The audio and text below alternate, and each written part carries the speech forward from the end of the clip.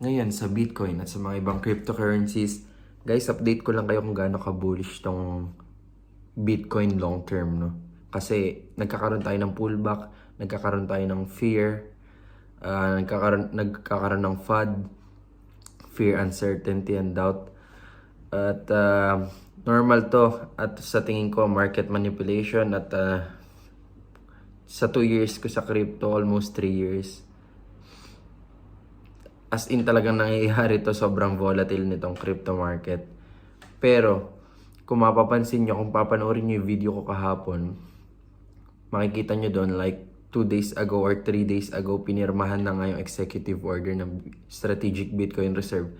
Sobrang bullish nun long term. Kaya, mag-stock lang kayo na mag-stock ng Bitcoin if kaya, or alternative coins, yung may mga utilities, no? At tignan nyo to, guys. The White House says America will be the Bitcoin superpower of the world. Sobrang bullish nito, guys. Kasi if you do your research, actually yung mga whales natin is US based. So sobrang bullish nun. At update ko rin kayo dito sa technical charting natin, no? So, yung technical charting. 1 day time frame, Bitcoin. Binalik ko na siya sa regular. Dito siya iniiba, guys. Kahapon kasi naka-logarithmic ako. So, baka sabihin nyo iba yung chart. Pero pareho silang okay lang. Okay lang sila pareho. Valid pareho kung gagamitin nyo. So, kunin lang yung fib sa sa swing low na to, tas sa all-time high niya. 1 day time frame ulit, guys. Ulitin ko. Nagbabounce siya ngayon sa 0.5 area. Valid. Pero ito yung pinaka-major support natin, guys. Tandaan nyo to. Major support natin. Yung golden area ng fib, which is yung 0.618. Around 72,000. Bakit ito yung golden area natin? At bakit siya magiging major support para kay Bitcoin? Kasi kung babalik ka ng March 2024, ito yung previous high niya. So possible ganito ang mangyari.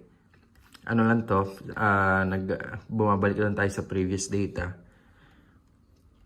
So, kung bababa pa siya, guys, kung itatouch niya tong previous high niya nung March 2024, which is yung golden area nga ng fib natin, wait tayo sa double bottom reversal pattern yan.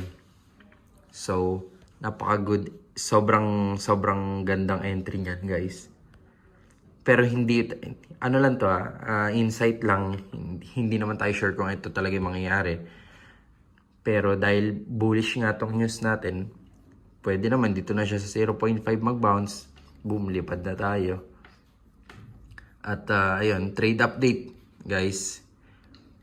Kahapon pinakita ko yung inopen kong trade kay Move.